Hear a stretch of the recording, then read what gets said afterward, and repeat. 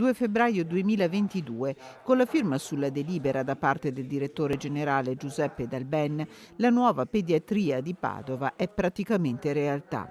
Il via libera dall'ANAC, che ha concluso l'attività di vigilanza sull'appalto da 61 milioni di euro dell'opera, rende il processo pressoché definitivo. Il Presidente Zaia ha fortemente voluto questo intervento, lo ha finanziato con 61 milioni e 135 mila euro, di cui appunto 46 per la costruzione, 13 per gli arredi e un altro milione, il resto insomma per la demolizione appunto di quello che è stato fatto della pneumologia.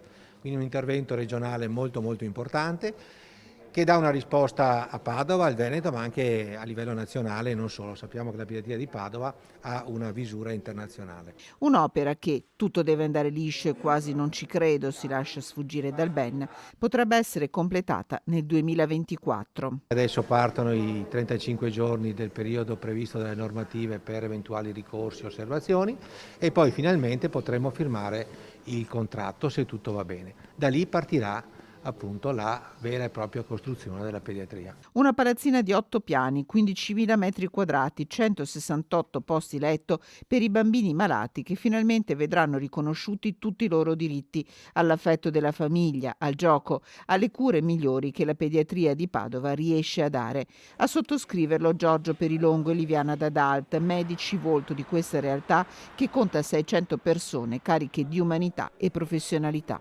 Vale per tutti credere di più ai fatti che alle parole. Bene, la realizzazione della pediatria è il primo fatto che testimonia che questa direzione, che la Regione, gli assessorati, ma la città e le università hanno preso con determinazione la strada di realizzare questa futura realtà che sarà il polo della salute di Padova. È un fatto certo. Una nuova pediatria frutto di una storia secolare a servizio della salute dei più piccoli. Il primo insegnamento universitario della pediatria fu attivato qua a Padova ancora nel 1882 e 7 anni dopo, nel 1889, fu aperta la prima clinica universitaria di pediatria.